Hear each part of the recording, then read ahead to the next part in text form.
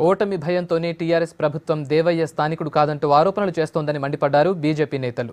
ఉప ఎన్నికల్లో భాగంగా స్టేషన్ ఘన్పూర్లో బహిరంగ సభ ఏర్పాటు చేశారు. ఎన్నికల్లో ఇచ్చిన ఏ హామీని టీఆర్ఎస్ ప్రభుత్వం నెరవేర్చలేదన్నారు. ప్రభుత్వానికి వ్యతిరేకంగా మాట్లాడితే కేసులు పెట్టి భయపెడుతోందని ఆరోపించారు. టీఆర్ఎస్ ప్రభుత్వానికి బుద్ధి చెప్పాలంటే దేవయ్యను గెలిపించాలన్నారు.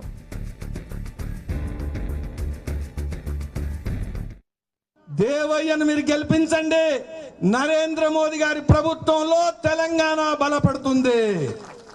నరేంద్ర మోదీ గారి ప్రభుత్వంలో తెలంగాణ యొక్క గొంతు పెరుగుతుంది, బలం పెరుగుతుంది.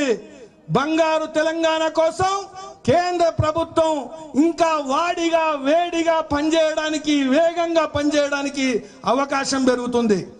గ్రామాలకు వెళ్తుంటే అటు బీజేపీ కార్యకర్తలు, ఇటు టీడీపీ కార్యకర్తలు భుజం మీద భుజం వేసుకొని ఈ పోరాటానికి సిద్ధమైనటువంటి ఒక మంచి కూటమి నేను చూశాను. నేను మిమ్మల్ని అందరినీ కూడా కోరుతున్నా, ఏ ఒక్క హామీ చేయలే. ఆయన కుటుంబం బాగుపడ్డది, కుటుంబానికి ఉద్యోగాలు వచ్చినాయి. తప్పకుండా టీఆర్ఎస్ పార్టీని ఓడగొట్టి బీజేపీ పువ్వు గుర్తు కొట్టేయాలి. చాలా మందికి సైకిల్ వేసిన అలవాటు ఉన్నది. ఆడ సైకిల్ లేదని తెలుగుదేశం వాళ్ళది లేదని మర్రి రావద్దు. తెలుగుదేశం బలపరిచిన పువ్వు గుర్తుకేయాలి. ప్రభుత్వానికి వ్యతిరేకంగా మాట్లాడితే జైల్లో పెడతా, కేసులు పెడతా, సర్పంచ్ గా తీసేస్తా, కేసులు పెడతా అని చెప్పి భయపెట్టిస్తున్నాడు.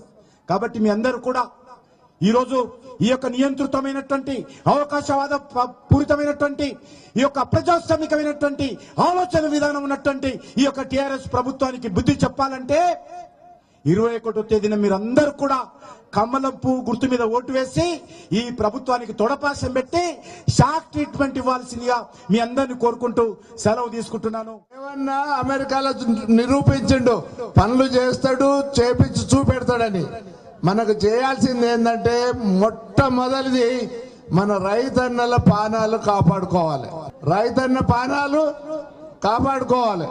కేంద్రం నుంచి నిధులు తెచ్చి మన రైతన్నల రుణాలు మార్పు చేసుకోవాలి. కేసీఆర్ ఎట్లాగూ చేస్తలేడు, చాలా ఇంపార్టెంట్. తర్వాత రైతన్నలకు నేను విన్నపించుకునేది ఏమంటే, అన్నలారా నేను వస్తున్నా, మీరు ఆత్మహత్యలు